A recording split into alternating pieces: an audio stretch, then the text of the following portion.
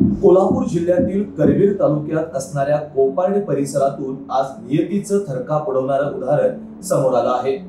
सोन्यावर कलाकारी करण्याचे आवड, गुजरीत प्रशिक्षण आणि सोनार व्यवसायात भरारी घेण्याचं मोठं स्वप्न, हे स्वप्न पाहणारा खुपेरे गावचा 23 वर्षाचा विशाल संजय अण्णाईक आज या जगात नाही।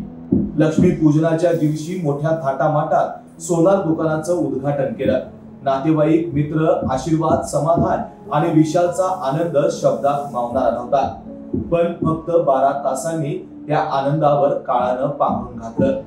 गुरुवारी सकाळी आंघोळीसाठी गेलेल्या विशालला 2 तांबे पाणी अंगावर ओतताच पेन स्ट्रोकने रक्ताच्या उलट्या झाल्या आणि बाथरूम मध्ये तो कोसळला।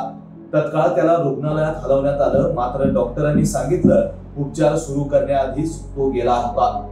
एका रात्रीत उद्घाटनाची सजावट आणि दुसऱ्या दिवशीच घरात शोककळा।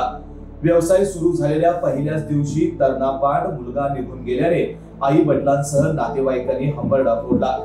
विशालच्या पश्चात आई, वडील आणि एक भाऊ अशी हातभर कुटुंबियांची साथ उरली आहे। 23 वर्षांचं सोन्यासारखं स्वप्न नियतीनं राख केलंय।